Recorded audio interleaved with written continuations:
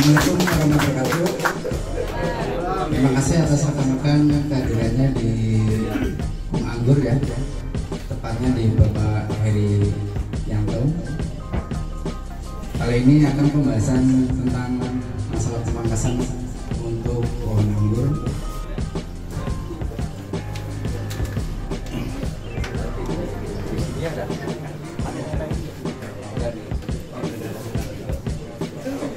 Jadi tujuan pemangkasan itu untuk membuahkan si pohonnya.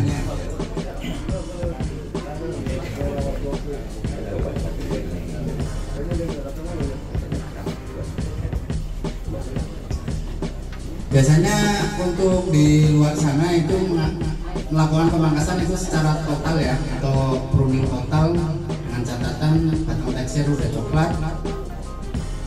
Biasanya rata-rata kalau di luar usia di atas 1 tahun, bahkan ada yang pakai metode usia 3 tahun. Cuman berhubung di iklim kita subtropis, pertumbuhannya sangat cepat, apalagi kalau kita dengan asupan nutrisinya cukup bagus, setengah tahun itu udah bisa melakukan pemangkasan ya, tapi nggak di batang tua, di tersier masih istilahnya licin lah, atau perubahan warna dari hijau mau ganti ke coklat.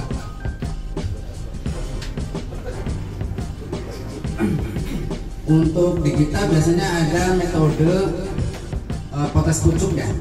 Banyak rekan-rekan yang melakukan metode potes pucuk. Maksudnya potes pucuk itu pemangkasan di batang muda yang potensial bau bunganya di bud yang agak gemuk. Jadi rekan-rekan kalau pohonnya atau untuk validitas biasanya mereka pakainya metode potes pucuk. Kali ini saya akan membahas hampir sama ya kayak metode potes pucuk, cuman hitungannya pruning di batang muda. Jadi pemangkasan serentak dengan metode 9 daun. Metode 9 daun adalah pemangkasan di batang muda yang usia batang tersier di bawah 2 bulan. Di bawah 2 bulan itu berarti masih belum berubah warna ke coklat, masih licin, mau perpindahan lah ya, fase perpindahan warnanya ini. Jadi sebelum kita melakukan pemangkasan dengan metode 9 daun, kita harus lihat dulu tajuknya antara batang primer, sekunder, tersier. Karena kita melakukan metodenya di batang tersiernya, paling enggak pertumbuhan di tersier harus sama rata ya. Enggak cuma sekedar ada tersier kita hajar 9 daun semua, itu juga nggak bakalan hasilnya bagus ya. Jadi tetap lihat si pohonnya juga. Syaratnya sama untuk metode 9 daun, ukuran standar batang pembuahan minimal sepensil.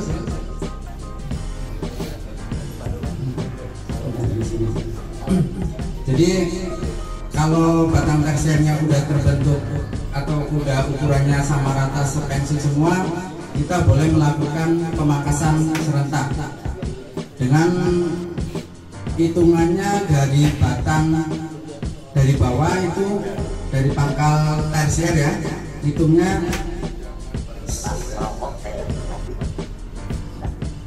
9 daun. Jadi batasan 9 daun itu batasannya, misal tersier udah 14 daun, kita ambil di daun ke-9. Jadi daun 9 sama 8 itu yang kita pecahin. Dan tunas air itu jangan semuanya dibuang semua, kita cukup excel break di tiap tunas airnya, sisain 1 atau 2 daun dulu. Karena kalau kita buang semua, takutnya ntar budnya malah pecah semua, dan akhirnya kebutuhan nutrisinya sangat banyak ya. Jadi kemungkinan bisa bunga itu menjadi bunga PHP karena cat tunasnya terlalu banyak. Jadi lebih baik kita fokus tiap tersiernya 2 mata tunas aja yang dipecahin ya. Misalnya pas pemangkasan 9 daun itu di bud 9 sama bud 8 itu zong. kita turun lagi, pangkas mundur di boot 6 sama 7. 6 sama 7, tunas air yang di 6 sama 7 juga dibuang. Jadi tujuan utama metode 9 daun itu untuk pembelajaran tiap tersiernya belajar berbuah. Jadi kalau tersiernya udah pernah mengalami pembuahan, kedepannya pemangkasan juga lebih ibaratnya apa ya, udah ada pengalaman untuk tiap tersiernya berbuah. Tapi dengan catatan batang tersier wajib sehat. Kalau nantinya pas buah terus batangnya nggak sehat, kedepannya juga pasti ngedrop. Ya, dia nggak bakalan apa ya, hasil pembuahannya juga nggak bagus. Malah dia cuma fase vegetatif doang. Gitu. Jadi selama pemangkasan dari 6 sampai 7 masih ada kendala song lagi, kita potong sampai ketemu bunga itu Pak. Jadi misalnya sampai di boot 1 sama 2 song, terpaksa kita ulang, kita besarin lagi tersier sampai 14 daun, berarti butuhin 2 bulan lagi kita lakukan pemangkasan ulang lagi, sama analisa. Ya kita mungkin ntar kedepannya lebih memaksimalkan pupuk generatifnya, bisa main semprot sama tabur.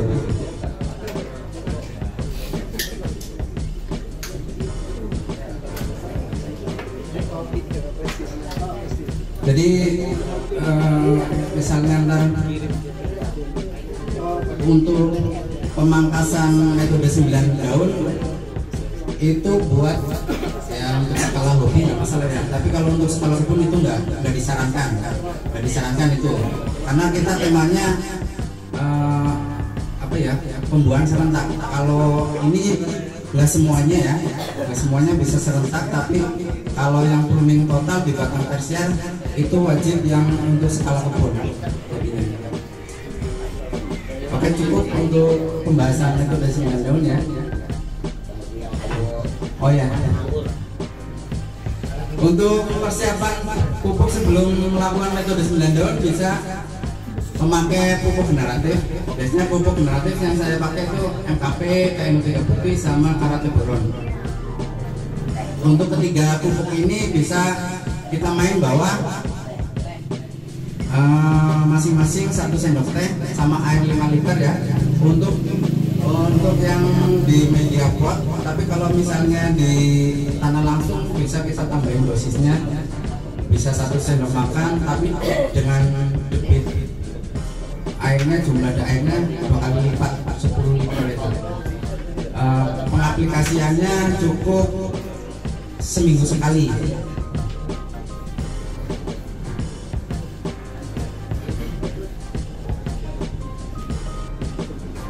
Untuk pemupukan generatif dilakukan persiapan sebelum pemangkasan total pruning.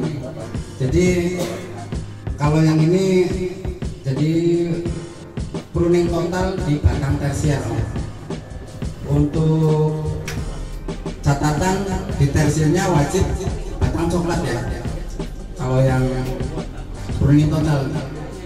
Jadi kalau pruning total kita wajib merontokkan semua daun, tapi kalau metode 9 daun kita nggak wajib merontokkan daunnya. Jadi cukup daun yang 9 sama 8 aja. Itu tiap yang kita, misalnya metode 9 daun, tiap yang kita mau pecahin duitnya itu aja yang kita buang. Tapi kalau pruning total kita semuanya, jangan sampai meninggalkan daun di tersier ya. Tapi dengan catatan batang itu udah coklat kalau pruning total. Kalau metode 9 daun batang masih muda.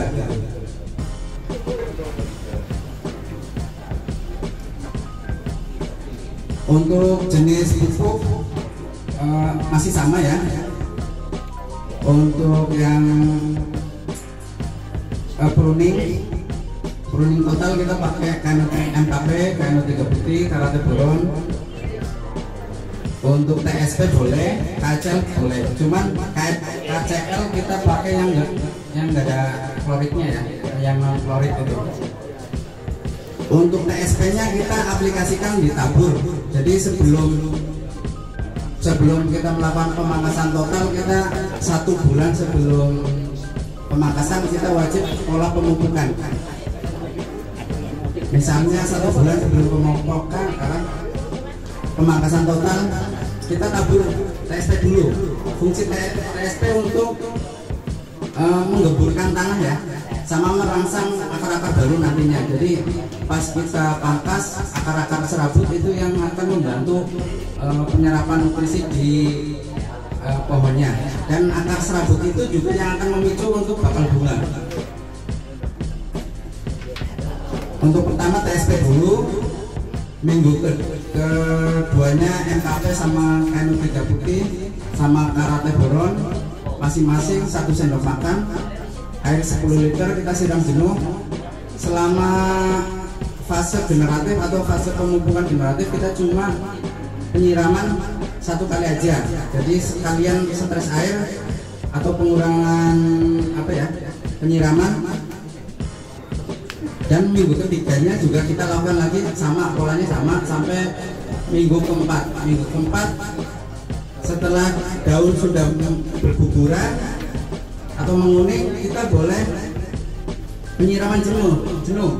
Fungsi penyiraman jenuh itu ya buat merangsang akar-akar baru nantinya, sama membuang pupuk yang nggak terlarut lah. Ibaratnya takutnya ada beberapa pupuk yang kita udah aplikasikan nggak terlarut, akhirnya di situ timbul residu lah ya, atau penumpukan. Jadi fungsi penyiraman jenuh itu buat melarutkan lagi pupuk yang nggak terserap sama tanaman. Setelah penyiraman jenuh, baru kita melakukan pemangkasan total. Pemangkasan total juga kita lihat sikon varian ya. Misalnya itu variannya itu bisa main sepur, kita manfaatkan potong pendek. Potong pendek ya bisa di atas 2 mata tunas sampai 7 mata tunas itu hitungannya. Kalau yang long atau medium bisa 10 mata tunas. Bahkan ada yang minta 22 juga. Cuman mungkin kedepannya kalau pohonnya semakin tua, kemungkinan dia semakin turun, bisa memainkan pruning pendek ya. Kalau kita pohonnya masih muda, kita paksa pruning pendek, biasanya nutrisi masih di ujung gitu. Apalagi kalau nggak melakukan pola pengurangan nitrogennya gitu, atau stres airnya gitu. Paling itu cukup dari fase pruningnya. Paling tambahan untuk MKP boleh disemprot enggak? MKP boleh. Fungsinya ya biar daun itu lebih tebal dan lebih hijau. Dan pastinya kalau kita main aplikasi semprot, proses lebih cepat ya, karena langsung diproses sama daunnya, di fotosintesis, daripada yang kita main bawah. Cuman kalau saya sendiri itu untuk main semprot kadang nggak sempat, kayaknya praktis, tapi ya hasil pasti beda antara yang rajin semprot sama yang main bawah, hasil pasti beda ya. Untuk gandasil juga boleh diaplikasikan, ataupun Vitoflex ya. Vitoflex produknya Merauke yang pink pink. Kalau yang mikro yang kecil sasetan itu Vitaflex ya. Sama-sama pupuk mikro. Untuk dosis, untuk main semprot 2 gram aja per liter ya. Itu aplikasi boleh 3 hari sekali nggak masalah, asal dosisnya aman, jangan berlebih. Kalau terlalu berlebih takutnya daun pada kebakar.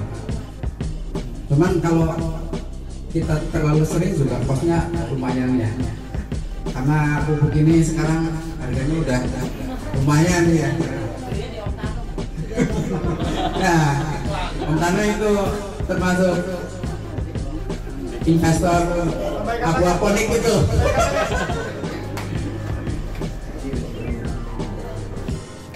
Untuk hasil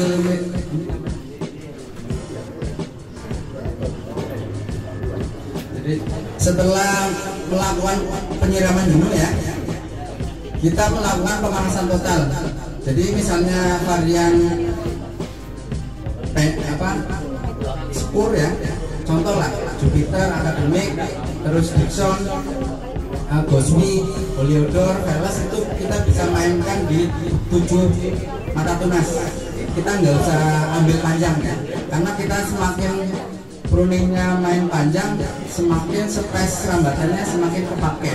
Jadi kalau di rambatannya ntar pruning ketiganya udah minta fondasi pruning. Fondasi pruning ya tujuannya untuk pembentukan tersier ulang gitu. Cuman kembali lagi, ada yang kalau kita misalnya tiap satu tersier kita ambil 2 cabang baru, dan cabang yang satunya buat cadangan pruning berikutnya kita nggak melakukan fondasi pruning. Tapi kalau kita ambilnya selalu pilih yang bawa bunga terus, dan yang bawa bunga itu bagian ujung, otomatis kita melakukan FP, fondasi pruning gitu. Jadi setelah pemangkasan kita melakukan penyemprotan fungisida sama pengolesan dormek ya, atau semprot boleh. Kalau jumlahnya dikit mendingan oles ya. Setelah 1 minggu biasanya mata tunas itu udah pecah ya, udah kelihatan gemuk lepas dari kulit brutnya itu. 10 hari dari pemangkasan kita boleh nggak melakukan penyemprotan anti hama? Saran saya wajib, karena dari kecil aja kita harus jaga-jaga. Cuman dosis biasanya misalnya 1 liter misalnya Abacel ya, Abacel 0,5 mili, kita pakai setengahnya lagi, lebih rendah lagi. Untuk fungi sama insek dikurangi lagi gitu dosisnya, biar takutnya gosong ya. Untuk aplikasi penyemprotan fungi sama insek kita lakukan pagi ataupun sore. Setelah keluar beberapa daun sama calon bunga atau calon buah, pupuk yang kita pakai apa? Untuk sementara kita airnya cukup aja, jangan sampai air kurang, karena kebutuhan air untuk si pohon cukup banyak untuk mendorong pertumbuhan si pohonnya juga. Tapi jangan sampai dibikin lalu jenuh ya, ataupun banjir, takutnya mengakibatkan akar jadi busuk. Jadi untuk penyiraman misalnya di pot sehari 2 liter, asal medianya polos nggak masalah itu untuk mendorong pertumbuhannya. Kita penambahan pupuknya di kapan itu? Setelah penyerbukan. Untuk setelah penyerbukan atau udah jadi set, baru kita kasih. Ya, baru kita kasih pupuk. Pupuknya apa? Bisa pakai NPK seimbang ataupun NPK grower. Jadi masih fungsi pupuk ini untuk mendorong pertumbuhan, masih kita butuhkan pertumbuhan dulu, biar enggak bunganya atau bunga bagus tapi tunas jelek. Jadi ntar kan untuk pruning berikutnya kita nggak bisa, karena buah ini bagus tapi untuk pruning berikutnya batangnya kecil, jadinya kan nggak dorong. Makanya harus dari start awal itu pupuk juga harus ada pupuk pertumbuhan dulu gitu, biar batangnya standar batang tumbuhan lagi ke depannya. Untuk penyemprotan fungi paling yang saya sarankan itu pas fase penyerbukan.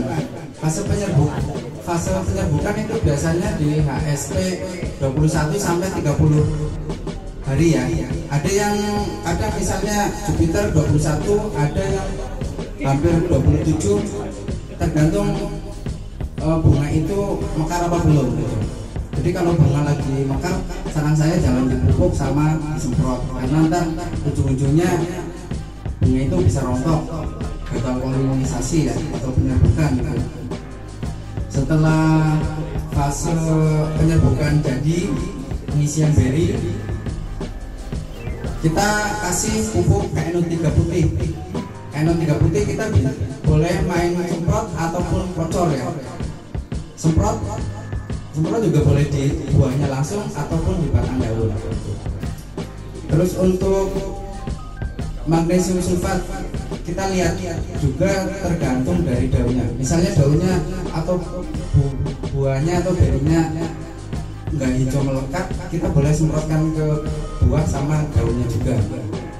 Jadi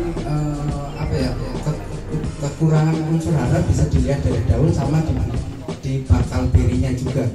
Kadang kan ada beri masih kecil tapi udah agak kuning-kuningan itu pasti kekurangan unsur juga itu.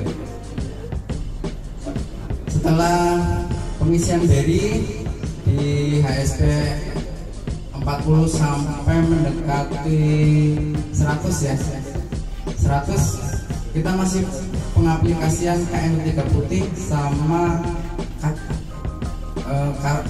kalsium. Kalsium bisa memakai karate boron. Fungsinya untuk beri itu nggak pecah. Jadi ataupun bisa memakai produk lain, misalnya CND merek Capani itu juga bagus ya.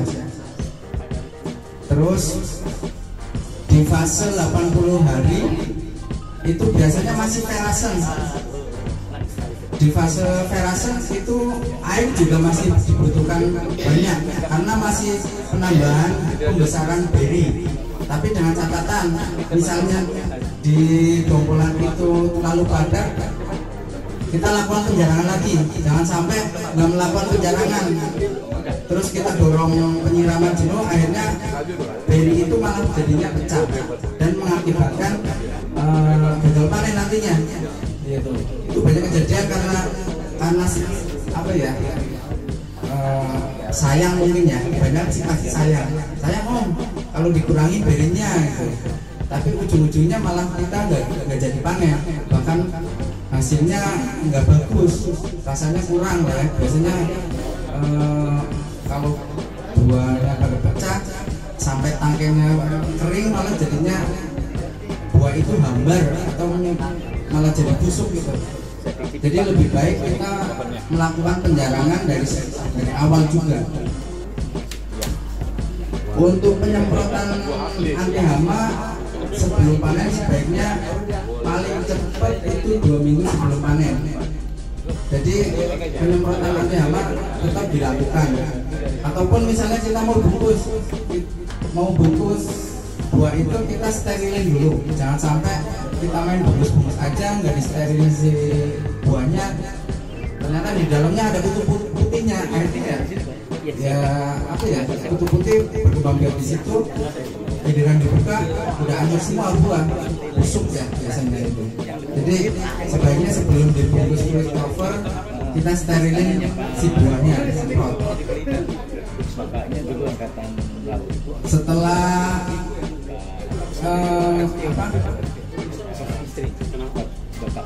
penyemprotan dihentikan ya 2 minggu sebelum panen. Saya kira cukup ya untuk pembahasan dari pemangkasan sampai matang lah ya. Jadi ntar misalnya rekan-rekan kurang paham boleh dipertanyakan nanti. Mungkin untuk sekarang selanjutnya untuk pembahasan masalah penyakit dan sama ya, sama penyakit sama Om Andi.